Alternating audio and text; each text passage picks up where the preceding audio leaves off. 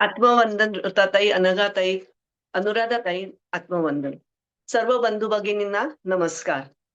आराधना ध्यान समूहातर्फे श्री समर्थांच्या वाङ्मयातील मोती या सदरात आजच्या आपल्या वक्त्या आहेत अनुराधाताई भडसावळे. अति उच्च शिक्षित व उद्योजिका, लेखिका, अध्यापिका अशा अनेक भूमिका निभावणाऱ्या अनुराधाताई आज आपल्या समोर श्री समर्थांच्या वाङ्मयातील चरित्रकथा यावर संवाद साधणार आहेत. याआधी पण ताईंची खूप सुंदर विवेचन आपण ऐकले आहे.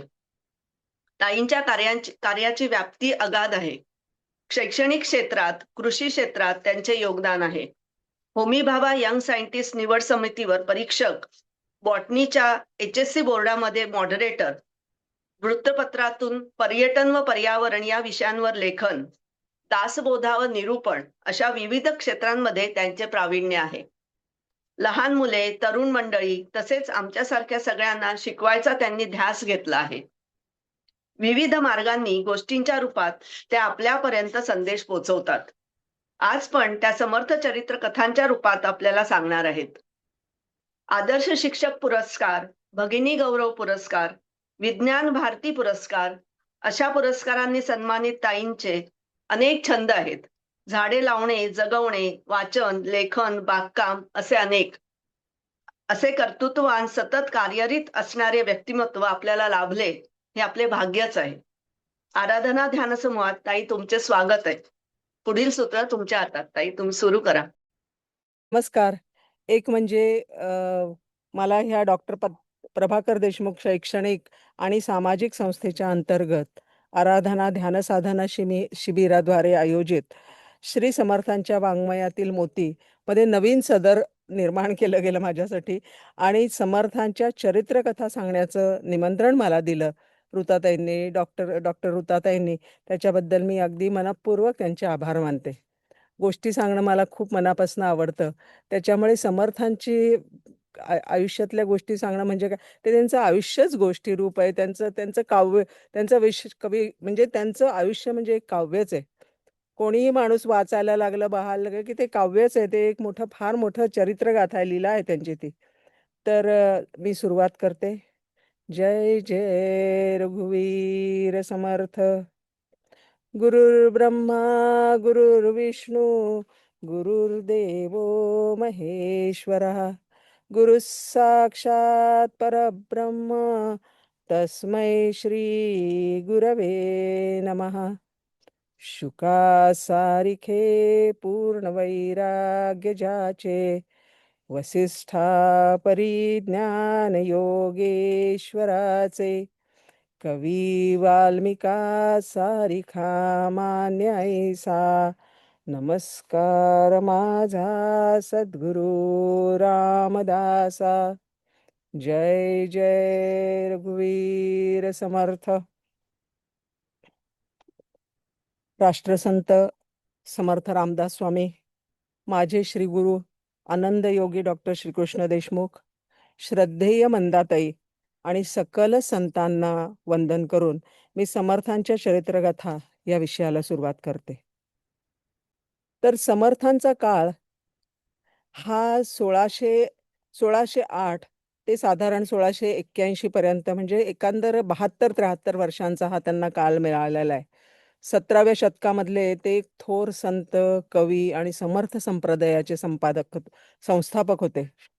आपल्याला माहिती आहे की त्यांनी दासबोध लिहिला, त्यांनी मनोबोध लिहिले, म्हणजे त्यांनी मनाचे श्लोक लिहिले. आणखीन पण त्यांचं अनेक समर्थ वाङ्मय, फार मोठं, अतिशय सोपी भाषा, हे समर्थांच्या वाङ्मयाचं फार वैशिष्ट्य आहे. त्यांचं कार्य राष्ट्रव्यापी स्वरूपाचं होतं, कारण की दीर्घकालीन आपल्याकडे जे आहे त्या काळामध्ये दीर्घकालीन पारतंत्र्य झालं होतं आणि त्याच्यामुळे सगळ्या समाजाला एक प्रकारची मरगळ आली होती. त्यावेळेला राष्ट्रामध्ये स्वाभिमान निर्माण करण्याचा, स्वाभिमान नुसता नाही, स्वाभिमानाचा अंगार निर्माण करण्याचं समर्थांचं जीवन हे निश्चितपणे वेगळं अशा प्रकारचं आहे. गिरधर स्वामी हे समर्थांचे शिष्य. 1672 ते 1682 ह्या 10 वर्ष अखंड ते समर्थांच्या सहवासामध्ये होते आणि मग त्याच्यानंतर त्यांनी समर्थांच्या आयुष्यावरती समर्थ प्रताप नावाचा एक ग्रंथ लिहिलाय. त्याच्यामध्ये समर्थांच्या बालपणापासून म्हणजे ज्या वेळेला समर्थांचा जन्म व्हायच्या आधीपासनंचे जे आहे त्यांच्या आईवडिलांचं आयुष्य इथपासनं त्यांनी सगळं त्याच्यामध्ये लिहिलेलं आहे. आणि त्याचा आधार घेऊन समर्थव्रती सुनील चिंचोळकरांनी खूप लोकांनी समर्थांचं चरित्र लिहिलं, पण सुनील चिंचोळकरांनी सुद्धा लिहिलं. आणि त्यात मी माझी सेवा आता अर्पण करते. कसं असतं की संतांचं आचरण, त्यांचे शब्द, त्यांचे निर्णय हे सगळे आपल्या सामान्यांच्या तर्काच्या चौकटीमध्ये मुळी बसतच नाही. आपल्याला ज्या विसंगत वाटणाऱ्या गोष्टी आहेत त्यांच्या कृतीच्या मुळाशी त्या संतांचा खोल काहीतरी आध्यात्मिक अनुभव दडलेला असतो आणि तो आपल्याला नंतर कळतो. तर अशा प्रकारच्या ज्या गोष्टी आहेत की आपल्याला कळत नाही कसे काय समर्थ त्यावेळेला त्यांनी असे निर्णय घेतले, कसं काय समर्थ मुलांना मागून घेऊ शकले, कसे काय समर्थ एखाद्या स्त्रीला, एखाद्या तरुण मुलीला तिच्या आईकडनं मागून घेऊ शकले, हे आपल्याला समजण्याच्या पलीकडचं आहे.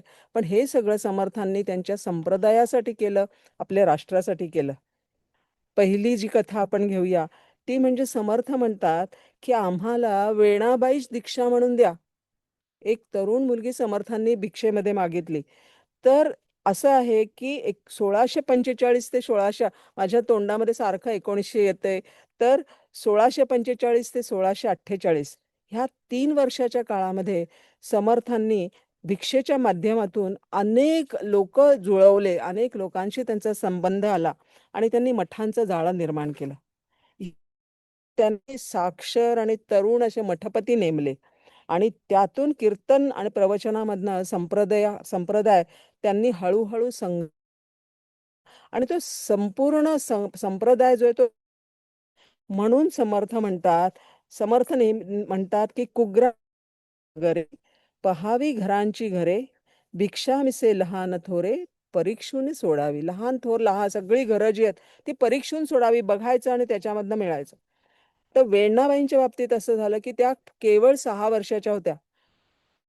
ती जो होता तो 11 वर्षाचा होता. त्यांचं लग्न झालं त्यावेळेला. आता ह्या 6 वर्ष हा जो 11 वर्षाचा मुलगा होता, तो त्यावेळेला कृष्णेमध्ये पोहायला गेला आणि त्याच्यामध्ये बुडून मेला. 6 वर्षाची वेणाबाई आहे, ती बालविधवा झालेली आहे. त्या काळामध्ये आपल्याला माहिती आहे, त्या काळात काय केव्हाही विधवेचं आयुष्य जे जे फार मोठं अवघड प्रकारचं आयुष्य त्यांचं होतं. म्हणजे ती जन्माला आली, तेच काहीतरी गेल्या जन्मीची काळी कृत्य केली म्हणून ती विधवा झाली वगैरे असं त्यावेळेला म्हणत असत. परंतु तिचं माहेर आणि सासर दोन्ही अत्यंत सुसंस्कृत होतं आणि त्याच्यामुळे ती वाचन शिकवलं होतं. त्यामुळे ती वाचायला लागली, ती जप करायला लागली आणि त्याच्यामध्ये ती रमायला लागली. हळू-हळू त्याच्यात ती रमायला लागली आणि तिला उणीव होती ती फक्त सद्गुरू त्यांना भेटण्याची होती. त्यावेळेला साधारण वेणाबाई ज्यावेळेला 20 वर्षाच्या होत्या, त्या सासरी होत्या त्यांच्या. त्यांच्या सासरी आलेल्या होत्या मध्ये आणि तिकडे होते. समर्थ काय करायचे, की समर्थांनी भिक्षा मागे भिक्षा मागण्यामध्ये खरं भिक्षा मागणं हे फार अवघड गोष्ट आहे माहिती आहे ना आपल्याला. आपल्याला कोणाकडे एखादी गोष्ट मागायची तर किती किती अवघड वाटतं. कोणाकडे काहीतरी मला द्या, असं मागायला खूप भिक्षा मागणं. माझा भाऊ लहान होता. त्यावेळेला त्याला त्याला कोणीतरी त्याला अंगावरती काहीतरी असं उठलं होतं. खूप डॉक्टरी उपाय झाले आणि मग सांगितलं त्याला, की तुम्ही 5 घरी भिक्षा मागून आणा आणि ते अन्न त्याला द्या करून. इतकं अवघड गेलं होतं ते. माझी आई म्हणली, "कशी 5 घरी भिक्षा मागायची?" ती त्यावेळेला शाळेमध्ये ते गावामध्ये मोठे माझे वडील असिस्टंट कमिशनर होते आणि 5 घरी भिक्षा मागायची. तर भिक्षा मागणं हे सोपं नाही. मला माहिती आहे भिक्षा मागणं किती अवघड असतं तर. किंवा कोणाकडे माधुकरीने जेवायला जाणं हे सुद्धा खूप अवघड. माझ्या यजमानांनी हे केलेलं आहे किंवा कोणाच्याकडे आश्रित म्हणून त्यांच्याकडे शिक्षणाला जाऊन राहणं खूप अवघड गोष्ट असतं. तर एवढे समर्थ त्यांचं नाव समर्थ होतं. तरी सुद्धा ते भिक्षा त्यावेळेला 2 वेळेला मागायला जात असत. सकाळची जी भिक्षा असायची ती दुधाची असायची आणि ज्याला पावन भिक्षा म्हणतात तशी किंवा ते शिजवलेलं अन्न सुद्धा घ्यायचं. समर्थांचं असं आहे, की कोणी जर का त्यांना निमंत्रण केलं, आमंत्रण केलं, तर जात असत आणि घराघरातली माणसं ते अगदी चांगली नीट ओळखत असत. समर्थांना अफाट स्मरणशक्ती आणि त्यामुळे ते सगळ्यांची नावं लक्षात ठेवत. त्यांना संप्रदायामध्ये काय-काय कामं करायची ते त्यांना बरोबर माहिती असायचे. समर्थांना हेही माहिती असायचं, की इथे कोणत्या-कोणत्या प्रकारच्या जबाबदाऱ्या आहेत आणि त्या जबाबदाऱ्यांसाठी योग्य अशा प्रकारची माणसं ते निवडून त्यांना योग्य कामं त्यांच्याकडे सोपवत असत. ते नवे लोक जोडायचे आणि नवे संबंध, जुने संबंध जे आहेत ते टिकवत असत आणि सतत ते कार्य वाढवत राहिले. ज्यावेळेला त्यांचं मिरजेमध्ये आगमन झालं, त्यावेळेला सकाळी-सकाळी समर्थ दुधाची भिक्षा मागण्यासाठी म्हणून झपझप पावलं टाकत मेणाबाईंच्या वाड्यामध्ये शिरले. त्या 20 वर्षाच्या वेणाबाई फुलं काढत होत्या आणि समर्थांच्या लक्षात आलं, की ती बालविधवा आहे. ही मुलगी जी आहे बालविधवा आहे. त्यांनी त्यांच्या वाड्यामध्ये आल्यावर घोष केला, "जय जय रघुवीर समर्थ" आणि विचारलं, की "तुंबाभर दूध मिळेल का मला?" तुंबा म्हणजे ते ते जे काही असेल त्यांचं भांडं तेवढं. "तुंबाभर दूध मिळेल का?" ते होत्या. त्या म्हणल्या, "अगं, अहो आज शनिवार आहे. दुधाचा नैवेद्य दाखवायचा असतो. मारुतीला दाखवायचं दुधाचं नैवेद्य. आज नाही हं दूध मिळायचं." ते समर्थ झटकन माघारी वळले आणि तिथल्या तिथे निघून गेले. ते निघून गेल्यावर वेणाबाईंना असं जाणवलं, की त्यांना मागच्या बाजूला शेपूट होती. त्या धावत आतमध्ये गेल्या आणि सासूबाईंना म्हणाल्या, "अहो सासूबाई, प्रत्यक्ष मारुतीराय आपल्याकडे सासूबाई चमकल्या आणि त्या म्हटल्या, "जा, जा, जा लवकर ते कुठे असतील त्यांना शोधून आण." पण समर्थ कुठे सापडायला? समर्थ त्यावेळेला ते मारुततुल्य वेगाने ताबडतोब तिकडून निघून गेले होते. वेण्णाबाईंना सापडले. पण वेण्णाबाईंना तो तेजस्वी तो तेजस्वी समर्थ त्यांना जे दिसले, त्यांना असं वाटलं, की हेच माझे श्रीगुरू आहेत. हे मला परत कसे भेटतील? त्यांना अशी अत्यंत तळमळ निर्माण झाली. पारमार्थिक क्षेत्रामध्ये सद्गुरू आणि सत्शिष्य होण्याचे ज्यांचे योग आहेत ना, त्यांना अशा प्रकारची अंतर्मायी ओढ लागत असते आणि मग तशी वेणाबाईंना समर्थांची ओढ लागली होती. दुसऱ्या दिवशी सकाळी भिक्षेसाठी म्हणून वेणाबाईंच्या वाड्यामध्ये परत समर्थ आले आणि मोठ्यांदी श्लोक म्हणला, "सदा सर्वदा योग तुझा घडावा, तुझे कारणी देह माझा पडावा. उपेक्षू नको गुणवंतानंता, रघुनायका मागणे हेची आता. जय जय रघुवीर समर्थ." आणि पुढे म्हणले, "ओम भवती भिक्षां देही." तुळशी वृंदावनावर जवळ बसल्या होत्या आणि नाथांचं भागवत वाचत होत्या. सासूबाई म्हणाल्या, "थांबा हं जरा, घाई करू नका, जायची भिक्षा वाढते तोपर्यंत दम धरा." दम धरा म्हणल्यानंतर समर्थ थांबले आणि त्या मुलीकडे गेले तुळशी वृंदावनापाशी आणि म्हणले, "बाळ, तू काय वाचतेस?" त्या म्हणल्या, "मी नाथांचं भागवत वाचते." आता समर्थांनी विचारलं, त्यांना अजिबात आवडायचं नाही, की न कळता काहीतरी वाचावं हे समर्थांना बिलकुल पटायचं नाही. त्यांनी विचारलं, "तू काय वाचतेस ते तुला कळतं का गं बाळ?" त्या म्हणल्या, लहान 20 वर्षाची मुलगी आहे." ती म्हणली, "नाही, नाही, सगळं नाही समजत.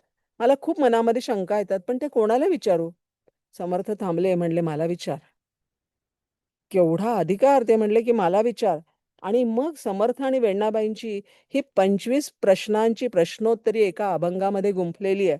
ती आपल्याला पाहायला मिळतो. हा अभंग लिहिलेला असल्यामुळे ही ऐतिहासिक घटना आहे, ही गोष्ट वादातीत आहे. पहिल्या 10 कडव्यामध्ये वेण्णाबाईंचे 25 प्रश्न आहेत आणि नंतरच्या 11 कडवी जी आहेत, त्याच्यामध्ये समर्थांनी त्यांना दिलेली उत्तरं आहेत. वेण्णाबाईंनी प्रश्न कसले विचारावे? लहानशी मुलगी, पण एवढं वाचन झालंय, त्यांनी प्रश्न जीव म्हणजे काय? परब्रह्म म्हणजे काय? माया कुठे असते? कोण निर्माण करतं? विद्या आणि अविद्या म्हणजे आहे का? त्यांच्यात फरक काय? जन्म कशाला होतो? मृत्यू कशाला होतो? मध्ये आपण काय करतो? आणि मोक्ष म्हणजे काय? मोक्ष होतं म्हणजे काय? मी कुठे जाते? हे सगळं त्यांनी विचारलं. हे सगळे प्रश्न होते ना, ते अध्यात्म तत्वाला स्पर्श करणारे प्रश्न होते. समर्थ ते प्रश्न ऐकून चकित झाले आणि त्यांनी सगळ्या प्रश्नांना उत्तरं दिली. त्यांच्या उत्तराचं सार असं होतं, की चैतन्य स्वरूप ईश्वर आहे ना, तेच अंतिम सत्य आहे आणि बाकी सर्व मायेचे खेळ आहेत. आपल्याला सगळ्यांना माहिती आहे हे उत्तर जे आहे, की तो चैतन्य स्वरूप ईश्वर हेच खरं अंतिम तत्व आहे. पण मायेच्या खेळामध्ये आपण सगळे गुंतून जातो. तर ते मायेचे खेळ आहेत समर्थ तिला एकंदरीत त्यांची जी पहिली भेट झाली ती मोठी बौद्धिक झाली. त्याच्यामध्ये बौद्धिक पातळीवरची त्यांची दोघांची भेट झालेली आहे. आणि मग हे सगळी त्यांचं जे संभाषण आहे ना, त्या सासूबाई जे दूध घेऊन आल्या होत्या त्या ऐकत होत्या. तेवढ्यात आणि मग नंतर ते दोघांनी मिळून ते सगळं ऐकलं. समर्थ त्यावेळेला मिरजेमध्ये कीर्तन करत असत. सासू सासरे रोज कीर्तनाला जायला लागले, वेणाबाई पण तिकडे जायला लागल्या. आणि त्या काळामध्ये समर्थांनी वेणाबाईंना अनुग्रह दिला. वेणाबाईंचं माहेर जे होतं ते कोल्हापुरात होतं. तर त्या नेहमी कधी कोल्हापुरात, कधी मिरजेमध्ये अशा राहत असत. कधी सासरी, कधी माहेरी. ज्यावेळेला त्या कोल्हापुरात होत्या, त्यावेळेला समर्थ मिरजेहून कोल्हापूरला आले होते आणि कोल्हापूर होत होती. त्यांचं अनुकूल होतं.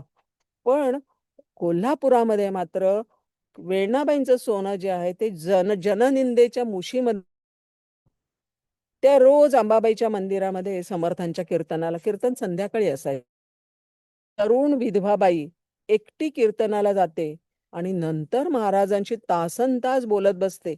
हे मात्र लोकांच्या बोलण्याचा विषय झाला, निंदेचा विषय झाला अर्थातच.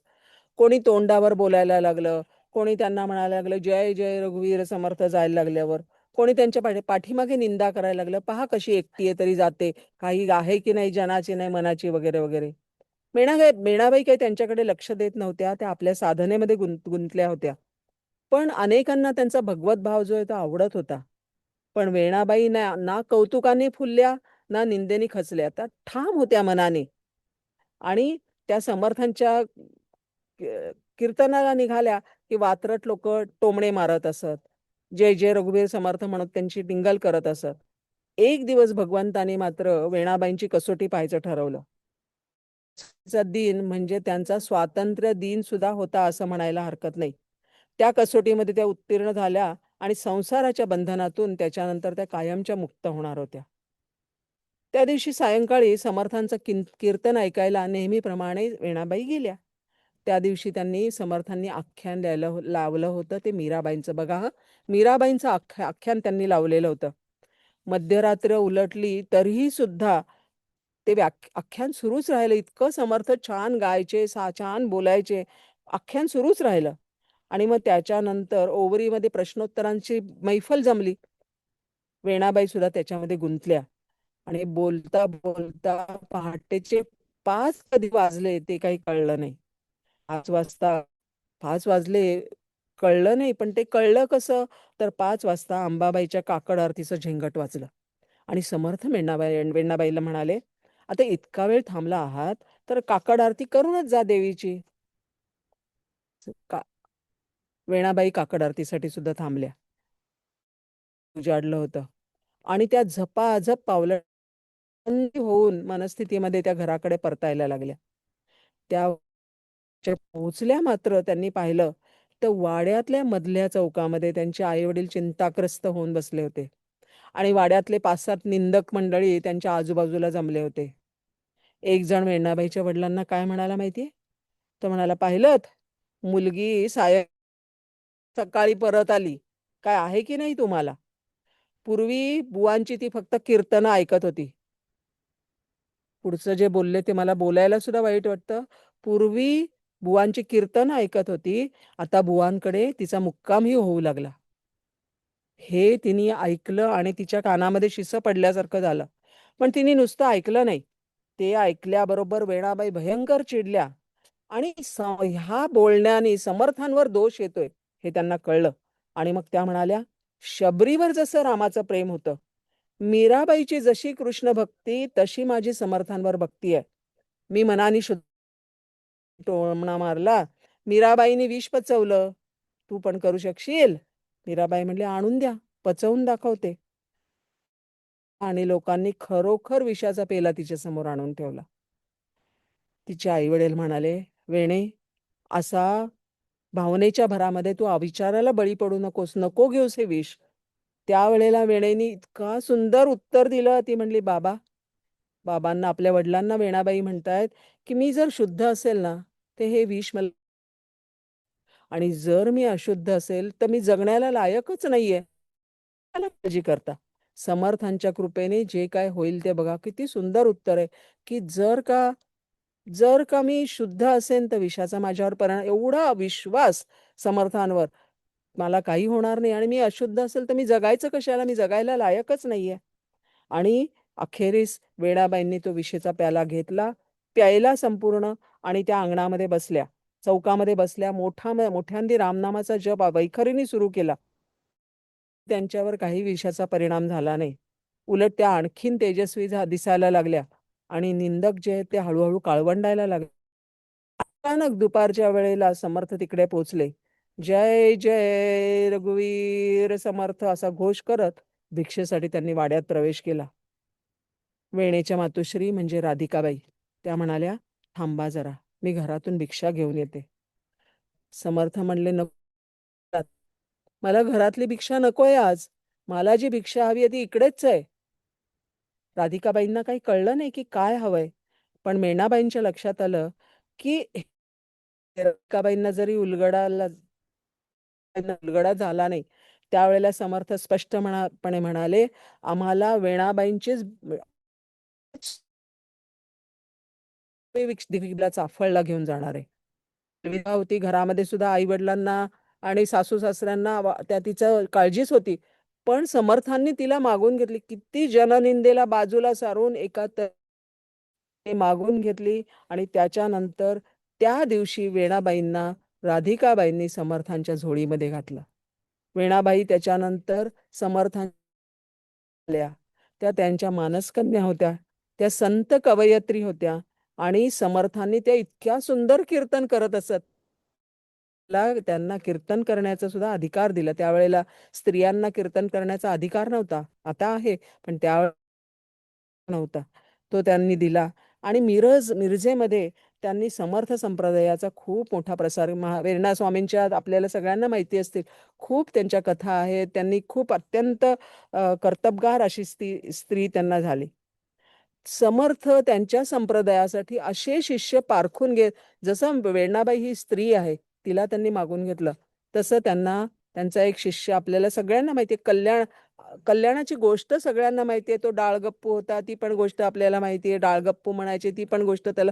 अनेक समर्थ ते कसे उंच होते, कसे छोटा होतं. पण ज्या वेळेला समर्थांनी त्याला निवडलं कसं,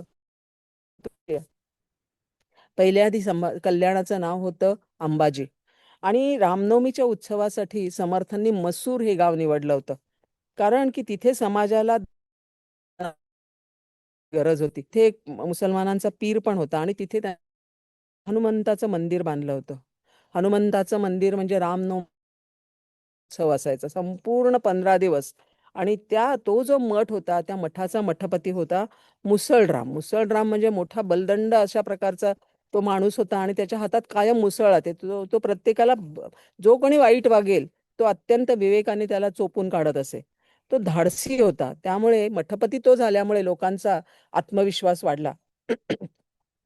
भजन कीर्तन रथयात्रा आणि ह्या सगळ्यामध्ये तरुणांचा सहभाग होता. त्यामुळे वातावरण सगळं बदलून गेलं. मान्यवरांची उपस्थित सुद्धा होती आणि समर्थांचं उद्दिष्ट सफल झालं.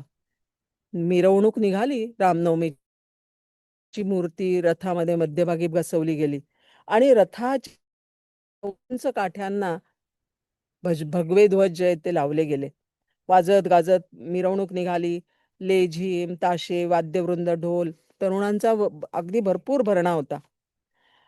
समर्थ स्वतः श्रीरामांना पंख्यानी वारा घालत होते आणि अक्काबाईंनी तेवढ्या झाडाची आडवी फांदी त्या झेंड्यांना अडवायला लागली. समर्थांनी आडवी फांदी पाहिली आणि ती शिष्यांना तोडायला सांगितली. खरं त्यावेळेला शिष्य सुद्धा तोडू शकत नव्हतात. ही फांदी तोडायची का हे त्या आदिलशाहीमध्ये जाऊन त्यांना अर्ज करून मग तोडावी लागेल. पण समर्थ ते ऐकण्यातले नव्हतेच. त्यांनी शिष्यांना सांगितली तोडा. काही शिष्यांनी जाऊन कुऱ्हाड आणली आणि तोडायला सुरुवात केली. तर समर्थांनी विचार केला की मी एवढे सगळे शिष्य गोळा केलेले आहेत, ह्यातला खरा निर्भय कोण आहे आणि आज्ञाधारक कोण आहे हे पाहण्याची आता फार अगदी फार सुंदर संधी आलेली आहे. त्यामुळे समर्थांनी असं म्हणले, ते म्हणले थांबा, ही फांदी तोडायची, पण अशी तोडायची की फांदीच्या बुंद्याजवळ बसायचं आणि तिच्या मुळावर घाव घालायचा. हे म्हटल्याबरोबर सगळेजण मागे झाले. सगळे शिष्य माघारी झाले, कारण की त्या फांदीच्या खाली भली मोठी एक विहीर होती आणि ती पाण्याने तुडुंब भरलेली होती. जो शिष्य जेव्हा फांदी तुटेल तेव्हा तो शिष्य फांदी सकट खाली जमिनीत त्या पाण्यामध्ये पडणार होता. नाही तर फांदी नाही पडली तर शिष्य पडणार होता. सगळेजण जसे थांबले तसा कोल्हापूरचा अंबाजी होता, तो मात्र काहीही त्यांनी विलंब केला नाही आणि ताबडतोब तो झाडावर चढला आणि फांदीच्या मुळावर आघात करायला लागला. समर्थ तिकडे शांत चित्त उभे होते आणि अंबाजी बिनधास्त होता. त्यांनी धाड धाड धाड करून तो कडकडाट झाला आणि ती फांदी जमिनीत खाली विहिरीमध्ये पडली. फांदी पडते बघितल्याबरोबर अंबाजीने विहिरीमध्ये उडी मारली आणि तो आनंदाने तिकडे पोहायला लागला. समर्थांनी विचारलं, अंबाजी, कल्याण आहे ना? होय महाराज, कल्याण आहे म्हणले. गुरूंना तो म्हणला, होय महाराज, कल्याण आहे. त्या घटनेनंतर समर्थांनी अंबाजीचं नाव कल्याण आणि कल्याण स्वामी जे आहेत ते कसे निराळे आहेत ते त्याच वेळेला त्यांनी चोखून पाहिलं की हा माझा शिष्य, हा माझा प्रमुख शिष्य होण्यासाठी कसा कसा मान्य आहे, कसा योग्य आहे. आणि नंतर कल्याण आणि समर्थ ही गुरु शिष्यांची ऐतिहासिक जोडी ठरली, हे आपल्याला सगळ्यांना माहिती आहे. समर्थांनी सज्जनांना केवळ संघटित नाही केलं, तर त्यांना आक्रमक केलं, त्यांना बलशाली केलं आणि त्यांचे मठ म्हणजे धगधगत्या अग्निकुंड होते. प्रत्येक महंत हा मठपती होता, तेजस्वी होता आणि मुसलरामाच्या तर वाटेला सुद्धा जायची सोय नव्हती. अशीच माणसं समर्थ जोडत जोडत जोडत गेले होते. ही गोष्ट म्हणजे फारच वेगळ्या प्रकारची, मला उशीर तर झाला नाही ना, तर ही गोष्ट फारच वेगळ्या प्रकारची होती. म्हणजे असं की ते चालले होते, निगडीहून साताऱ्याकडे जात होते आणि दुपारच्या वेळेला ते देहगावला थांबले. देहगावला थांबले ते दिवस सगळे हुरड्याचे होते. सगळी कोवळी कोवळी ज्वारीची कणसं होती. ती बघून शिष्यांच्या तोंडाला सुटलं पाणी. ते म्हणले, आपण हुरडा खाऊया का? तर समर्थ म्हणले, ठीक आहे, पण असं करा, एका शेतकऱ्याचं नुकसान नको, सगळीकडनं 4-4 कणसं असं काढून आणा. शिष्यांनी वेगळ्या वेगळ्या शेतांमधनं 4-4 कणसं काढून आणली आणि ते छानपैकी हुरडा भाजायला लागले. हुरडा माहिती आहे ना सगळ्यांना? ज्वारीचा हुरडा असतो तो. तर हुरडा ते भाजायला लागले. हे दिवस पण हुरड्याचे आहेत आता. हुरडा भाजायला लागले आणि समर्थ तिकडे शेतामध्ये एक मोठी शिळा होती, त्याच्यावर शांतपणे पहुडले होते. त्याच्यामध्ये त्यांचं काहीच नव्हतं. त्यावेळेला असं झालं, की त्या शेताच्या मालकाने समर्थांच्या शिष्यांना तो हुरडा भाजताना बघितलं आणि मग तो इतका चिडला, की त्याने काय केलं, त्याला वाटलं, की ही कणसं जी आहेत त्यांनी सगळी आपल्या शेतातली तोडलेली आहेत, असा त्याचा समज झाला. मग त्याने लगेच आजूबाजूचे 4 शेतकरी गोळा केले, काठ्या घेतल्या आणि आला की घेऊन तिकडे शेतामध्ये जिकडे हुरडा भाजतायत तिकडे. त्याने बघितलं समर्थ आरामात पडलेले आहेत. म्हणजे समर्थ हे प्रमुख आहेत आणि बाकीचे सगळे शिष्य आहेत. तो म्हणला, हे शिष्यांना, हे सगळे शिष्य आहेत, ह्यांना काही अर्थ नाही. ह्यांना जे सांगितलेलं आहे ते त्यांच्या गुरूंनी सांगितलेलं आहे. म्हणून त्यांनी ते सगळेजण आले आणि समर्थांना ठोक द्यायला सुरुवात केली, काठ्यांनी मारायला सुरुवात केली. समर्थांनी आणि त्यांच्या शिष्यांनी ते वार आवरायचा प्रयत्न केला, पण तरी सुद्धा समर्थांच्या पाठीवर 2-4 काठ्या पडल्याच. हे म्हणत असताना त्यातला एक शिष्य, सगळे शिष्य त्यांना विरोध करायला लागले. त्यावेळेला समर्थ म्हणले, नाही, आपली चूक झाली आहे, आपण मार खायला पाहिजे त्यांचा. त्यावेळेला तरी सुद्धा त्यांचा एक शिष्य, त्यांनी ते दाबत होते शिष्यांना, तरी एक शिष्य म्हणले, तुम्हाला माहितीये का तुम्ही कोणाला मारताय ते? शिवाजी राजांच्या गुरूंना तुम्ही मारताय. हे म्हटल्यानंतर ते थांबले, सगळेजण थांबले. पण तोपर्यंत ते सगळं थांबलं. शिष्यांना घेऊन समर्थ जे आहेत ते नंतर रात्री माहुलीला मुक्कामाला पोचले. शिष्यांना घेतलं त्यांनी, तो सगळा प्रसंग तिकडे थांबला. माहुलीला गेले. माहुलीला समर्थ आहेत म्हटल्यानंतर हे कळल्याबरोबर छत्रपती सकाळीच घोडा घेऊन माहुलीला आले. समर्थांनी सगळ्यांना सांगितलं होतं की छत्रपतींना किंवा कोणालाही ही घटना घडलीच नाही असं समजा, त्याविषयी काही बोलू नका. आणि त्यावेळेला ज्या वेळेला सकाळच्या प्रहरी राजे आले, त्यावेळेला समर्थ कृष्णा वेण्णेच्या संगमामध्ये उभं राहून गायत्री मंत्राचा जप करत होते. हिच्याकडे, सूर्याकडे बघत होते आणि राजेंनी पाहिलं समर्थ उघडे होते की त्यांच्या पाठीवर बळ उठले. त्यांनी लगेच चौकशी केली, हे काय झालं, वळ कसे काय उठले त्यांच्या पाठी? आणि मग शिष्यांनी नाईलाजास्तव जो घडला तो प्रसंग सांगितला. गावच्या पाटल्याला बोलावा हाडला. पाटील आले आणि ते आले त्यावेळेला त्यांनी समर्थांना पाहिलं आणि तो खूप ओशाळला. राजे आले आणि राजांच्याकडे, छत्रपतींकडे बघून तो खूप घाबरला. त्यांची गयावया करायला लागला, काकुळतीला येऊन क्षमा मागायला लागला. त्यावेळेला शिवाजी महाराजांनी त्यांना सांगितलं की आता माझा निर्णय माझ्याकडे नाही, जे स्वामी सांगतील त्याप्रमाणे निर्णय घडेल. स्वामी म्हणाले त्यावेळेला, समर्थ छत्रपतींना म्हणाले, निर्णय मी सांगतो. हा जो माणूस आहे, हे जे पाटील आहेत, गावचे पाटील आहेत, त्यांचा शेला आणि पागोट देऊन त्यांचा सत्कार करावा. शेला आणि पागोटं किती आपल्याला कळण्याच्या पलीकडचे आहे हो. ज्यांच्याकडनं आपल्या पाठीवरती वळ उठेस तोपर्यंत मार खाल्लाय, त्यांचा सत्कार समर्थ सांगतायत राजांना करायला, की शेला आणि पागोटं देऊन यांचा सत्कार करा. महाराजांना आश्चर्य वाटलं. ते म्हणले, सत्कार कशाबद्दल करायचा? त्यावेळेला समर्थांनी दिलेलं उत्तर मोठं विलक्षण आहे. ते म्हणतात, शिवबा, हे शेतकरी म्हणजे स्वराज्याची शान आहे. साधे नाही आहेत, हे शान आहेत. कारण कोणी कणसी तोडायला लागलं म्हणून हे निद्रिस्त आतमध्ये जाऊन बसले नव्हते. ते जागे होते आणि त्यांनी तो एकटा नाही आला. त्यांनी 4 लोकांना घेऊन तो माणूस आलेला आहे. हा जो पाटील आहे ते 4 चौघांना घेऊन आला. हाक मारल्यावर 4 चौघं एकत्र येणं, हे म्हणजे संघटनेचं कौशल्य असल्याशिवाय, आजूबाजूची जे लोक आहेत त्यांच्याशी चांगले संबंध असल्याशिवाय हे शक्यच नाही. नाहीतर आपण किती जणांना हाक मारा, प्रत्येक वेळेला येतोच असं नाही. नाही, मला काम आहे. चिमणी सुद्धा म्हणते, थांब माझ्या बाळाला आंघोळ घालू दे. तर तसं कोणी पटकन येतच नाही. पण बाकीच्या शेतकऱ्यांना तो घेऊन आला. त्यांनी दुसरी गोष्ट, त्यांनी हुरडा जे भाजत होते त्यांना काहीच नाही शिक्षा केली. म्हणजे एवढा तो हुशार आहे, की त्यांनी सरळ माझ्यावर हल्ला केला. ह्याचा अर्थ, की त्याला हे कळतं, की दोष हा अनुनयांचा, हे जे अनुयायांचा दोष नसतो. जो पुढारी असतो तो अनुयायांना बिघडवतो.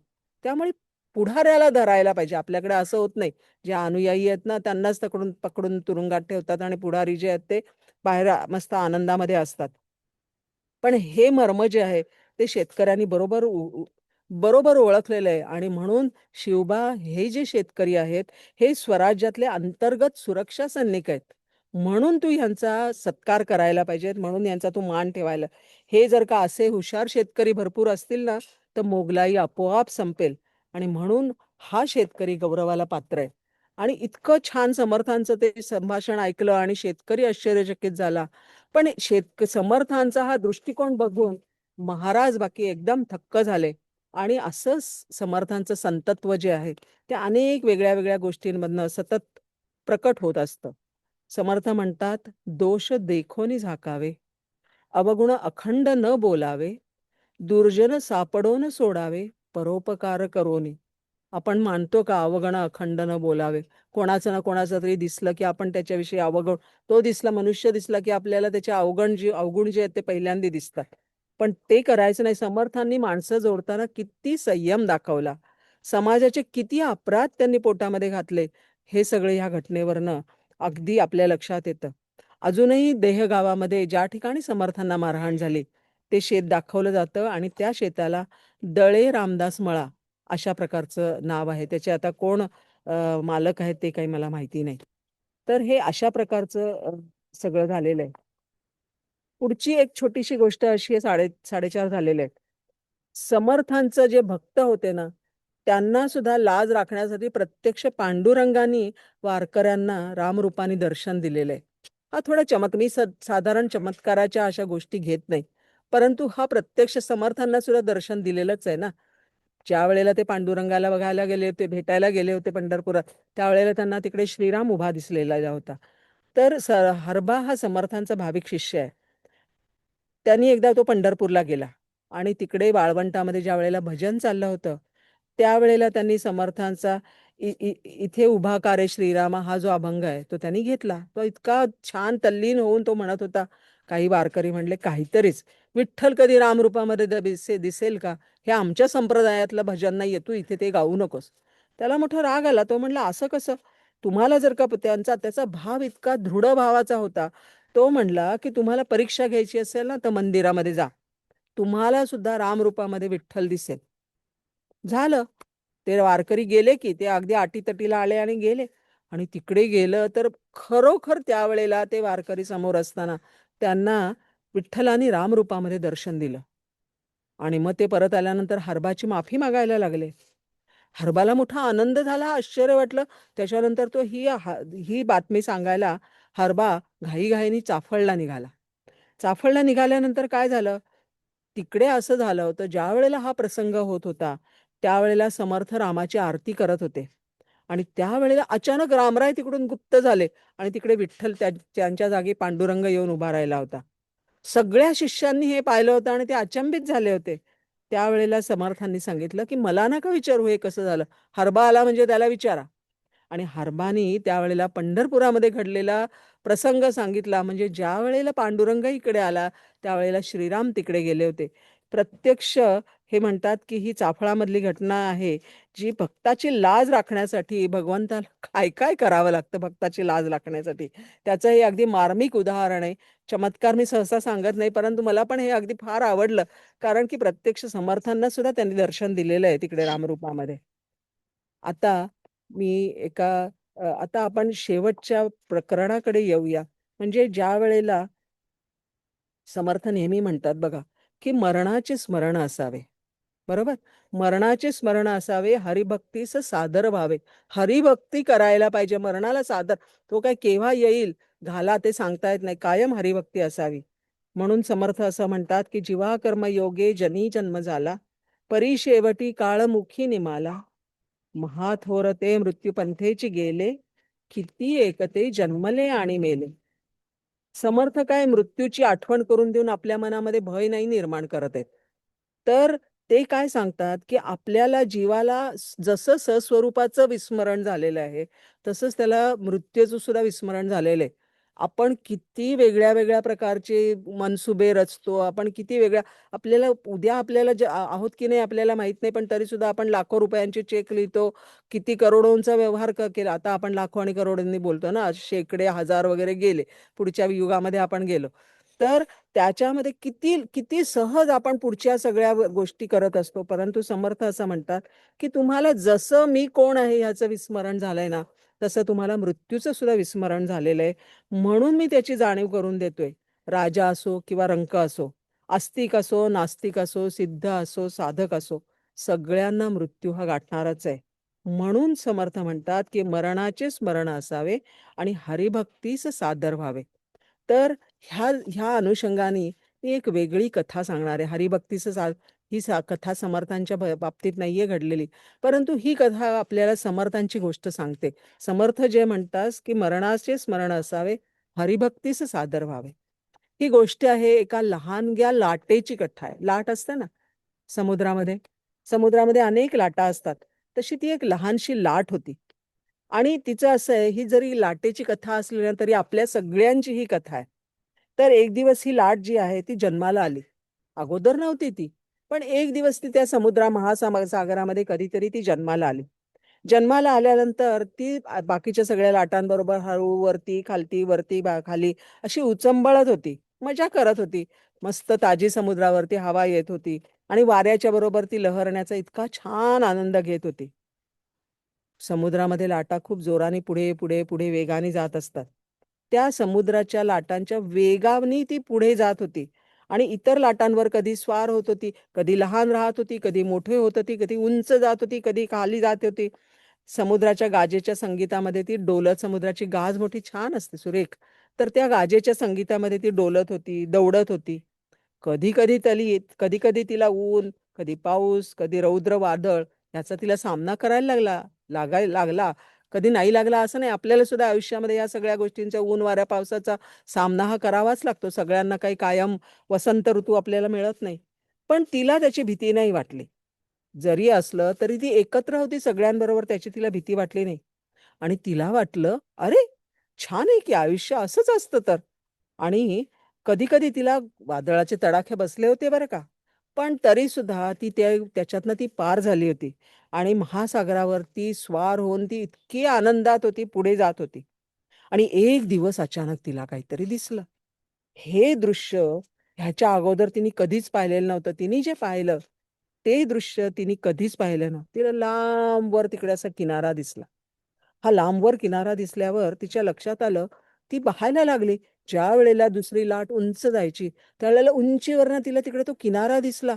अरे, पुढे समुद्र नाहीये, पुढे लाटा नाहीयेत, हे म्हणजे काय? म्हणून तिने आणखीन जवळ जाऊन पाहण्याचा प्रयत्न केला आणि तिच्या लक्षात आलं, की इतर सगळ्या लाटा ज्या आहेत, त्या मोठ्यांदी मोठ्या होतायत. समुद्राच्या तिकडे जवळ जातायत, मोठ्या होतायत, लहान होतायत आणि किनाऱ्यावर जाऊन फुटतायत. हे फुटतायत म्हटल्याबरोबर ती छोटीशी लाट घाबरून गेली. बापरे! हे काय होतंय? लाटा सगळे समुद्रावर जातायत आणि फुटतायत. हे काहीतरी भयानक चाललंय. मोठ्या होतायत, किनाऱ्यावर जातायत, उसळतायत, फुटतायत, फेसाळतायत आणि हे सुद्धा अखंडपणे. एखादी लाट फुटली आणि ती थांबला समुद्र असं नाही. प्रत्येकच लाट तिथे जाते आणि फुटते. म्हणजे मी पण मरणार आहे की काय? मी पण तिकडे जाणार आहे की काय? भयंकर ती घाबरली. तिने निकराने मागे वळण्याचा प्रयत्न केला. समुद्रामध्ये शक्य आहे का ते? कितीही जरी ओहोटीमध्ये ती मागे गेली तरी ती पुढेच आली. प्रयत्न केला की नको, हे संकट मला नको, ह्याच्यापासून मला पळायचंय, दूर जायचंय. पण ते संकट तिच्या अंगावर आलंच. किनाऱ्याकडे ती वेगाने जायला लागली. तिच्या पुढे एक मोठी लाट होती. तिने पाहिलं की ही छोटी लाट आहे ना, ती फार घाबरली आहे. तर तिने विचारलं, अगं छोटे, काय झालंय तुला घाबरायला? कशाला घाबरतेस? त्यावेळेला ती मोठी लहानगी लाट होती, ती भीतीने थरथर कापायला लागली. आणि ती म्हणाली, दीदी, तुला दिसतंय का की आपण सगळेजण ह्या समोरच्या किनाऱ्यावर जाऊन आपटणार आहोत? खरं आहे का ते? मी काय बघतेय ते खरं आहे का की सगळेजण तिकडे जात आहेत, सगळ्या लाटा तिकडे जात आहेत आणि आपटतायत आणि ते परत तयारच नाही होत आहेत, सगळं त्यांचा फेस होऊन जातोय. आपलं पण तसंच होणार आहे का? मग आपण परत कधी लाटा होणार नाही का? आपण अदृश्य होऊन जाऊ ग, आपण विखरून जाऊ सगळ्या जणी. आपला पण असाच अंत होणार आहे, समोरच्या समोरच्या लाटांसारखा. हे सगळं ऐकल्यानंतर मोठी लाट म्हणली, अगं सखे, अगं छोटे, तुला माहित नाही की तुला माहित नाही की तू फक्त तुझ्या हे लक्षात येत नाही की तू एक फक्त छोटीशी लाट नाहीयेस. तू तर महासागराचा एक अंश आहेस. हा जो सगळा महासागर आहे ना, हा आपल्यासारख्या छोट्या छोट्या लाटांनी मिळून बनलेला आहे. छोट्या छोट्या पाण्याच्या कणांनी मिळून बनलेला आहे. तर तू महासागराचा अंश आहे आणि तुझ्यामध्येच महासागर समावलेला आहे. तर मोठी लाट तिला सांगते, अगं छोटे, आपण कधी नाहीशा नाही होऊ शकत. कारण आपण महासागरच आहोत, महासागराचा भाग आहोत. आपण बदलतो आणि पुन्हा लाटा होतो. आपल्या मृत्यूपश्चात आपण पुन्हा लाटा होतो. तू घाबरून नको जाऊ. हे तिने ऐकलं मात्र. आत्तापर्यंत त्या छोट्या लाटेने कधी केलं नव्हतं. ते तिने बघितलं की तिने वळून मागे बघितलं. तिने माघारी झाली आणि तिने बघितलं की बापरे, तिला तिच्या असंख्य मैत्रिणी दिसल्या, असंख्य लाटा दिसल्या, लहान दिसल्या, मोठ्या दिसल्या. क्षितिजा बार पसरलेला असा भला मोठा तो प्रचंड मोठा दर्या तिला दिसला आणि त्याच्याबरोबर आपलं असलेलं एक पण तिला एका क्षणात जाणवून गेलं. अरे, मी आणि समुद्र एकच आहे. ते परब्रह्म आणि मी एकच आहे. मी वेगळा नाहीये, मी त्याचा अंश आहे. जसा वर्ण येणारा कवडसा असतो की नाही, तो कवडसा आणि तो सूर्य ह्याच्यामध्ये किती, तो आतमध्ये येतो त्यावेळेला तो गोल असतो, तो तेजस्वी असतो, असतो की नाही. तर तो, आणि ज्या वेळेला आपण तो बंद करतो तेव्हा जातो कुठे तो? तर कवडसा यायचा बंद झाला, तो पुन्हा सूर्यामध्येच जातो ना मिसळून. त्याचप्रमाणे त्या लाटेचं झालं. लाट म्हणाली, अगं मी नाहीये, मी कुठे आहे? मी तर हा समुद्रच आहे. हे ज्या वेळेला तिला जाणवलं, त्यावेळेला तिला फार आनंद झाला. तिला कळलं की ऊन, वारा, वादळ, पाऊस, थंडी यांना तोंड देऊन भरती ओहोटी अनेक प्रवाहांना सामावून अखंड चालणारी ती हालचाल म्हणजे तो समुद्र मी आहे. आणि आता तिची मृत्यूची भीती पार नाहीशी झाली. त्याच्यानंतर बोल बोल म्हणता ती ज्या वेळेला ती त्या समुद्राकडे डोळे मिटून, डोळे भरून बघायला लागली आणि तिने डोळे मिटले, त्यावेळेला एका फेसाळणाऱ्या लाटेमध्ये ती मिसळून गेली आणि ती लयाला गेली. पण ती ज्या वेळेला लयाला गेली त्यावेळेला तिला उमजलं होतं, तिचा मोक्ष झाला होता. कारण तिला कळलं होतं की ती कोण आहे. हो की नाही? तर असंच आपल्या सुद्धा बाबतीमध्ये होतं. आपण सुद्धा एक लाटच आहोत. आपण सुद्धा त्याचाच एक अंश आहोत. परब्रह्माचा आपण एक अंश आहेत. समर्थ म्हणतात की आपण सगळे परब्रह्माचा अंश आहोत आणि त्याप्रमाणे आपली वाटचाल व्हायला पाहिजे. स स दे समर्थ असं म्हणतात, देह परमार्थी लाविले तरीच त्याचे सार्थक झाले. देह परमार्थाला लावा, तर त्याचं सार्थक झालं, नाहीतर काही खरं नाही. नाही तरी हे व्यर्थचे गेले, नाना आघाते मृत्यूपंथे. कोणच्या ना कोणच्या रूपात येऊन मृत्यू तुम्हाला गाठणारच आहे. मृत्यू काही करून कुठेही लपून बसलात, कुठे वरती ह्याच्यामध्ये कोंडून घेतलं, कशा काही ना कोणत्या तरी प्रकाराने मृत्यू जो आहे तो तुम्हाला गाठणारच आहे. त्या जन्मेंजयाचं आपल्याला सगळ्यांना उदाहरण माहिती आहे की तो तक्षक होता. माहिती आहे ना सगळ्यांना? तक्षक होता, तो बोरामधनं आला, जन्मेंजयाला शाप दिला होता की तू 7 दिवसामध्ये मृत्युमुखी पडशील. आणि तो 7 दिवसामध्ये मृत्युमुखी पडणार, तर तो कसा जाणार? म्हणून त्यांनी एक मोठा बुरुज बांधून घेतला, त्याच्यावरती राहत होता. मग नंतर त्याला कळलं की आपल्याला तो शेवटी श्रीकृष्णाचा पंटू होता. मग नंतर त्याला शुकमुनी आले होते त्याला भागवत सांगण्यासाठी. पण त्याचा मृत्यू तर ठरलेला होता. तो मृत्यू कसा होणार त्याचा, आणि तो सुद्धा सर्पदंश, आणि सर्प असा वरती वरती जाणार कसा? जाणं अशक्य कोटीतलं गोष्ट आहे. त्यावेळेला तक्षकानी त्या बोरामध्ये, बोरा, त्याची पण एक फार सुरेख कथा आहे. तुम्हाला सांगू का एक छोटीशी कथा? त्याची एक फार छान कथा आहे. तो ज्या वेळेला यायला निघाला, तक्षक यायला निघाला, की नाही मला तिकडे मला जायलाच पाहिजे. त्यावेळेला त्याला रस्त्यामध्ये, तक्षकाला रस्त्यामध्ये एक मांत्रिक भेटला. तर मांत्रिक म्हणाला, अरे तू कुठे कुठे निघालास काय? मी मोठं सर्पाचं विष उतरवतो. तर म्हणतो, कसं काय तू इथे उतरवू शकतेस? माझ्या म्हणजे एखाद्या सर्पाचं, तो माणसाच्या रूपामध्ये चालला होता तक्षक. ते म्हणलं, हो हो मी उतरवू शकतो, दाखव बरं. इथे समजा त्यांनी एक वृक्ष होता. तो पलीकडच्या बाजूला गेला, वृक्षाला त्यांनी चावा घेतला. ते इतकं त्याचं जहरीलं विष होतं की तो वृक्ष काळवंडला. म्हणला, दाखव आता हे करून काय होतंय ते. तर मांत्रिकाने काय त्याचे जे मंत्र होते ते मंत्र म्हटले, आणि त्याला पुन्हा पालवी फुटली. तक्षक म्हणला, अरे बापरे, असं करून कसं चालेल? त्यांनी तर शाप दिलेला आहे, तो खरा व्हायला पाहिजे आणि राजाने मरायलाच पाहिजे. तक्षक म्हणला, तू समजा राजाला वाचवलंस तर तुला राजा काय करेल? तो म्हणला, मला असं धनदौलत देईल, मी इतका दरिद्री आहे, असं होईल तसं होईल. तो म्हणला, राजा जेवढं देईल ना त्याचे 4 पट मी तुला देईन धनदौलत, पण तू माझं ऐक, तू जाऊ नको. तेव्हापासनं जो आहे ना, तो आपल्याला फितुरीचा शाप लागलेला आहे, किंवा पैशाने भ्रष्टाचार आपल्याकडे तेव्हापासून आलेला आहे. तो जर का आला असता तर जन्मेजय मेला नसता. पण त्या ठिकाणी त्याला मोह पडला, आणि मग नंतर तक्षकाने त्याला त्याची बोळवण केली भरपूर संपत्ती देऊन, आणि तक्षक गेला आणि एका बोरामध्ये गेला. राजा त्यावेळेला फक्त फलाहारावर होता. राजाला ते बोर जे आहे ते वरपर्यंत गेलं त्याच्याकडे, त्या बुरुजावरती, आणि ते बोर त्यांनी खाल्लं, आणि त्यातनं तक्षक बाहेर आला आणि जन्मेजयाचा मृत्यू झाला. पण त्याच्या आधी त्याचा ऑलरेडी मोक्ष झाला होता. तर अशी ती एक गोष्ट आहे. तर हे नाना आघात आहे, म्हणजे कुठूनही तुम्ही वाचू शकत नाही. मृत्यूपासून मृत्यू यायचा असला तर कुठेही तुम्ही अगदी शांत बसलेले असले तरी तिकडे तो मृत्यू जो आहे तो येऊन तुमचा आघात आहे, नाना आघात आहे, मृत्यूपंथी जावं लागतं. तर अशा प्रकारचं हे होतं. समर्थ म्हणतात, म्हणून तुम्ही परमार्थी देह लावायला पाहिजे, तरच त्याचं तुम्हाला एवढा मनुष्य जन्म मिळालाय ना, नरदेह मिळालेला आहे, त्याचं स्तवन आहे, फार विशेष आहे. एवढा 100 वेळा एकाच एक ज्या वेळेला पाप आणि पुण्य होतं ना, त्याच वेळेला मनुष्य जन्म मिळतो. मग एकाच एक म्हणजे कसं? एक पाप आणि एक पुण्य झालं तर तो कुठेतरी झोपडपट्टीमध्ये जन्म मिळतो. 10 झाली तर जरा थोडंसं खायला प्यायला मिळेल अशा ठिकाणी. 100 झाली तर जरा बऱ्या घरामध्ये जन्म होतो. 1000 झाली तर मध्यम वर्गीय लोकांमध्ये होतो. त्याच्याहून जर का 10,000 झाली तर श्रीमंताकडे जातो. 1,00,000 झाली तर आणखीन राजकारण्यांच्या घरी जन्म होत असेल. त्याच्याहून झाली तर राजघराण्यात जन्म होतो.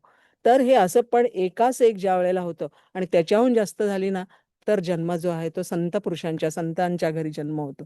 तर हे अशा प्रकारचा जन्म होत असतो. आपल्याला माहिती आहे, एकाच एक ज्या वेळेला पापपुण्य समान होतात त्यावेळेला होतं. तर समर्थ म्हणतात, बास झालं आता, पापपुण्य नको, सगळं झालं. आणि तुम्हाला ज्या वेळेला नरदेह मिळालेला आहे त्यावेळेला त्या नरदेहाचं तुम्ही सार्थक करून घ्या. एवढं बोलून मी माझं बोलणं थांबवते. एक श्रीरामाची धून म्हणते, आणि त्याच्यानंतर श्रीराम जय राम जय जय राम, श्रीराम जय राम जय जय राम, श्रीराम जय राम जय जय राम, श्रीराम जय राम जय जय राम, श्रीराम जय राम जय जय राम, श्रीराम जय राम जय जय राम, श्रीराम जय राम जय जय राम, श्रीराम जय राम जय जय राम. जय जय रघुवीर मला आज बोलायची संधी दिली त्याच्या, आणि तुम्ही सगळेजण इथे आहात त्याच्याबद्दल मला अगदी खूप तुमच्याविषयी आदर वाटतोय, कृतज्ञता वाटतंय, आणि खूप खूप धन्यवाद. परत परत या, परत परत या. मी तेच सांगणार होते. आज तुम्ही इतकं सुंदर कथा, म्हणजे शेवटची जी समुद्राची जी सांगितली ती तर एवढं की डोळ्यातून अश्रू आले ताई. म्हणजे जी हो. आपली हे आहे ते म्हणजे मनाला इतकी भावली ना ती, की असं वाटतं की आपणच आहोत ते. म्हणजे असं ती इतकं लाट आपणच खरंच मी ज्या वेळेला ती वाचली ना तेव्हा मला डोळ्यातनं इतकं म्हटलं ही मीच हो. आहे, ही लाट मीच आहे नाही का असंच वाटतं. तीच मी भावना केली. म्हणजे तेच भाव माझ्या मनात होते, की डोळ्यातून अश्रू आले आणि इतकं सुंदर तुम्ही सांगितलत ना सगळ्या म्हणजे या समर्थांच्या कथा पण इतक्या सुंदर तुम्ही सांगितल्यात. पूर्ण आम्हाला मार्गदर्शन म्हणजे अशा कथा ऐकायला खूप आवडतील. पुन्हा या ताई. खूप खूप समर्थांचं ना मी तुम्हाला सांगू केवढं ते काय त्यांचं आयुष्य किती बारीक बारीक केवढं सगळं त्यांचं लक्ष म्हणजे विवेक हा त्यांचा फार आवडीचा शब्द आहे. विवेक हा विवेकानेच वागलं पाहिजे आणि कायम सावधान तर त्यावेळेला असायलाच पाहिजे होती. आणि इतर वेळेला सुद्धा सावधानता असायलाच पाहिजे. आमचे श्री गुरु म्हणतात की काहीतरी काहीतरी करायचं मी नुसतं जपच करतो मला काही म्हणजे काहीतरी अडाणीपणाने मी अध्यात्म करतो परमार्थ करतो ह्याला काही अर्थ नाहीये. तुम्ही काय करताय तुम्ही परमार्थ म्हणजे काय करताय तुम्हाला काय हवंय कोणत्या दिशेला जायचंय ते तुम्हाला माहिती असायला पाहिजे आणि त्याच दिशेने योग्य दिशेने वाटचाल व्हायला पाहिजे. नाहीतर कोटीभर जरी काही केलं तरी त्याला काही अर्थ नाहीये. ते नाम घेत असताना तुम्ही मनापासनं कसं घेता आपल्याला माहितीये नाम घेताना गुरु सांगतात की नाम तुम्ही कसं घ्याल. नाम घेत असताना ते कसं मुखाने बोलायला पाहिजे कानाने ऐकायला पाहिजे हो की नाही. आणि डोळ्याने ते रूप दिसायला पाहिजे असं आमचे श्री गुरु सांगत असतात की नाम घेत असताना ज्या वेळेला आपण मुख म्हणजे डोळे कान आणि दृष्टी हे तीनच महत्वाची इंद्रिय आहेत की जे नेहमी बाहेर बाहेर बघतात. ती बाहेर जाणारी जी इंद्रिय आहेत ज्या वेळेला आपण त्यांना सगळ्यांना थांबवू शकतो तेव्हाच आपल्या मनामध्ये तो श्रीराम उमटतो. त्याच वेळेला तो शिवशंकर आपल्या मनामध्ये उमलतो. तर असं तुम्ही नाम घ्यायला पाहिजे असं समर्थ सांगतात की मनापासून नाम घ्या. आणि खूप छान त्याच्यामुळे माझं ह्या आता इथे येण्यासाठी माझं समर्थांचं पुन्हा एकदा नव्याने वाचन झालं. समर्थांविषयी पुन्हा एकदा मी दासबोध संपूर्ण चालला मनोबोध चालला त्याच्यानंतर काल ताईंनी घेतलं ते काय काय घेतलं ज्योत्स्नाताईंनी आत्माराम. आत्माराम. आत्माराम वाचला पुन्हा एकदा आत्माराम वाचला. समर्थ वाग्वय जयंती आहे ती सगळी हाताखालनं गेल्या आठवडाभर खूप छान वाटलं अगदी. तर आपला अभ्यास झालेला असतो पण तो थोडा विस्मरणात गेलेला असतो. खूप खूप छान आनंद झाला. खूप धन्यवाद. आम्हालाही खूप आनंद झाला ताई. इतकं सुंदर तुम्ही सांगितलंय ना, की परत या म्हणजे आहोतच आपल्या बरोबर. तुम्ही तुम्ही बोलवा. एक विनंती ऋताताई करते ऋताताई सांग. हा एक विनंती करते ताई. सगळ्यांनाच विनंती करते या माध्यमातून आपल्याला तर या गोष्टी खूप आवडतातच ताईंच्या ताई जेव्हा जेव्हा सांगतात पण आपल्या घरातील मुलाबाळांपर्यंत या गोष्टी जाव्या कारण ताईंना ही आवड आहे लहान मुलांपासून थोड्या मोठ्यांपर्यंत गोष्टी सांगणं आणि या पद्धतीने समाज प्रबोधन घडवून आणणं. तर मी आपल्या सगळ्या भगिनींना विनंती करेन की आपल्या जर मुलाबाळांना आपण एकत्र आणलं या माध्यमातून आणि ताईंना आपण विनंती करूया की ताई तुम्ही पुन्हा गोष्ट सांगा या मुलांसाठी. तर अगदी आता अगदी मुलं हे आपलं ध्येय आहे. कारण मुलं यापासून दूर राहतात आहे. पुढची पिढी हे आपलं ध्येय आहे आणि त्यांच्यासाठीच मी त्या पॉडकास्ट करते ना एवढ्या. माझ्या 1819 आता पॉडकास्ट झाल्यात गोष्टी झाल्यात सांगून मराठीमधनं. आणखीन ते जे ऐकतात ते त्यांना आनंद होतो त्याच्यापर्यंत खूप जण त्यांच्या भाषणांमध्ये त्या गोष्टी वापरतात कोणी लिहायला वापरतात मला मुद्दाम फोन करून सांगतात असं हे झालं तसं आनंद आहे. तर असं जरूर तुम्ही कधी बोलवा मुलं येऊ देत कोणी. आपले हा आपल्या पॉडकास्टची लिंक पाठवा ना जरा म्हणजे ती मी मी याच्यावर ग्रुपवर पाठवते. शेअर करते. हा म्हणजे स्पॉटीफाय वरती आहे लाईफ ऑफ स्टोरीज म्हणून पण मी जरूर लिंक पाठवते. आणखीन तुम्हाला बघा तुम्हाला कसं आवडतंय काय सुरुवात केली लहान मुलांच्या गोष्टींपासून लहान मुलं कोविडच्या काळामध्ये काय झालं की मी माझ्या नातवंडांना गोष्ट सांगत असे तर एक मित्र आले आणि ते म्हणले तुझ्याच नातवंडांना कशाला एवढ्या छान गोष्टी तू सांगते सगळ्या मुलांना ऐकू दे. म्हणून मग तेव्हापासून ते पॉडकास्ट सुरू झालं. तेव्हा मला काही माहिती नव्हतं पॉडकास्ट कसं करायचं काय करायचं पण लहान मुलांचं ऐकता ऐकता त्यांचे सगळी आई वडील आता माझे विद्यार्थी पण खूप आहेत जगभर जिकडे तिकडे त्यामुळे ह्या ज्या गोष्टी आहेत त्या 141 देशांमध्ये ऐकल्या जातात. सांगितलेल्या खूप अनेक, त्यामुळे असं नाही पण बऱ्याच ठिकाणी लोक ऐकतात ते आणि खूप प्रत्येक वेळेला गेलं की सांगतात, त्याच्यामध्ये तोच आपला आनंद आहे, आणखीन काय आहे. आपण काय करू, आपल्याला जे दिले त्याच्या व्यतिरिक्त, जे भगवंताने दिले त्याच्या व्यतिरिक्त आपण काही करू शकतो. मला गोष्टी येतात ते मी सांगते. ताई तुमची सांगण्याची पद्धत इतकी सुंदर आहे ना, की ते पूर्ण चित्रासारखं समोर येत होतं आमच्या. इतकं सुंदर तुम्ही सांगत होतात ताई. पण अभ्यास बाकी करायला पाहिजे, तो तो करते. समर्थांनी सांगितले नरदेह स्तवन, तर आपण त्याच्या पलीकडे जायचं नाही. खूप छान. गेल्या वेळेला मी नरदेह स्तवनावर बोलले होते आणि आता ह्याच्यावरती सांगितल्यामुळे मला आणखीन 3-4 गोष्टी सांगायला मिळाल्या. खूप आनंद झाला. थँक्यू कोणाला बोलायचंय बोला, कोणाला काही एकेकाने बोला.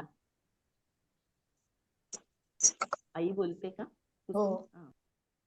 ताई खूप सुंदर गोष्टी रूपाने सांगितलं.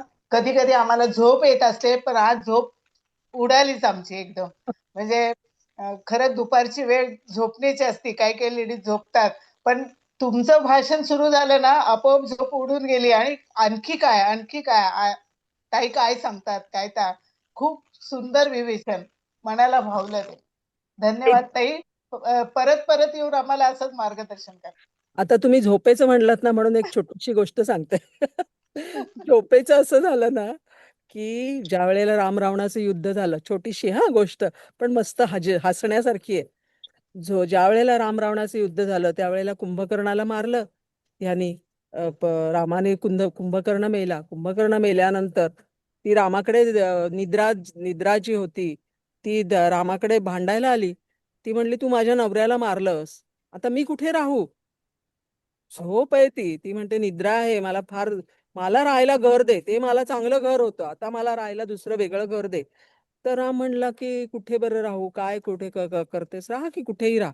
तसं नाही म्हणली, तू माझ्या नवऱ्याला मारलंस म्हणून मी तुला शाप देते, की ज्या ठिकाणी हरिकथा होत असेल, ज्या ठिकाणी नाम घेत असतील लोक, ज्या ज्या ठिकाणी काही ना काहीतरी असे आध्यात्मिक कार्यक्रम होत असतील, त्या ठिकाणच्या लोकांमध्ये, श्रोत्यांमध्ये जाऊन मी झोपणार आहे, बसणार आहे. आणि म्हणून आपल्याला झोप येते, बाकी काही नाही. अशी ही कथा आहे. मी ऐकलेली, वाचलेली आहे आणि मला आवडतं असं ते. तर खूप असं छान. आणि ते उदाहरण पण खूप छान दिलं. गंमत गंमत. नेहमी या, असंच मार्गदर्शन करा. खूप आनंद वाटला आज. ताई, कुसुमताई, तुमची मुलगी एवढं छान काम करते ना, म्हणजे संघटन आहे हे एक प्रकारचं. समाजाला संघटन, एखाद्या चांगल्या गोष्टीसाठी संघटित करणं, एकत्र करायचं. एवढी माणसं सोपं नाही एवढी माणसं गोळा करणं, पण एवढी माणसं गोळा करायचं, त्यावेळेला आणायचं. आता माझ्याकडे तर लाईट पण नाही, माझ्याकडे वायफाय नाही. शेवटी मी ते शोधून काढलं की ह्याच्यावरनं, फोनवरनं हे कसं घ्यायचं ती. देव आज्ञाच आहे. देवच तिला देतात ना आज्ञा, हो करून हो घेतात त्यांच्याकडून. हो हो. ताई तुमचा मध्ये मध्ये आवाज कट होत होता, पण ती हो. लिंक लागत होती. म्हणजे हो. कळलं आम्हाला की हा. तुमच्याकडे लाईटचा आमच्याकडे लाईटचा फार वाचायचं. मोठा इश्यू आहे. हा. म्हणजे मला आमच्या वाटलं माझ्याच ह्याच्यात काहीतरी बिघाड आहे. मी सारखी ते हलवत होते कान बिन, की हो अरे हो का गेलं. बोला. बरं. ते नाही, पण थोडं continue थोडं ऐकू कट होत आलं ताई. होतं, त्यामुळे काही प्रॉब्लेम नाही झाला. ऐकायला आलं व्यवस्थित. नाही. सुंदर झालं ताई आणि आपलं विवेचन. म्हणून मी असेच इकडे झाडाखाली बसली आहे. अरे बापरे! मी घरामध्ये नाहीये, मी इकडे बाहेर, जिकडून कुठून या फोनला मिळणार आहे ना. पण तरी बरं झालं. चला, आणि तर ताई, वेळेमध्ये झालं. हो हो. परत वेळेमध्ये या, झालं. आम्ही आपली आठवण काढतोय, नेहमी या. आई, मी तुम्हाला इथून नमस्कार करते बरं का. खरं सगळ्यांनाच नमस्कार करते. आपण सगळे एकत्र भेटतो ह्या निमित्ताने. अगदी मनपूर्वक आपल्याला सगळ्यांना नमस्कार. तुम्हाला हे मनपूर्वक आम्ही धन्यवाद. रुताताईंमुळे आम्ही एवढे सगळे एकत्र आणि घट्ट आहोत सगळे एकमेकांशी. रोहिणीताई, तुमचा नंबर शेअर केलाय ताईंनी. हो, जय श्रीराम. चालेल. जय कधी श्रीराम. कधीतरी वाटलं तर सगळेजण ताई इकडे या आणि सगुणा बागेत. हो नक्की. हो.